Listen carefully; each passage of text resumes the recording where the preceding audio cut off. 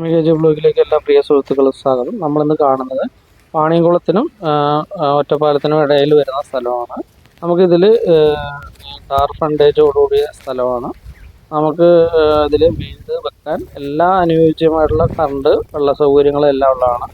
അടുത്ത് കോളേജുകൾ, സ്കൂളുകൾ, അമ്പലം, ചർച്ച് എല്ലാം ഉള്ള ഏരിയ ആണ്.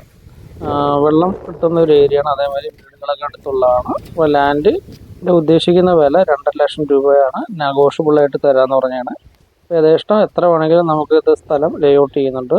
ഹൈവേയിൽ നിന്നും 150 മീറ്റർ മാത്രമാണ്.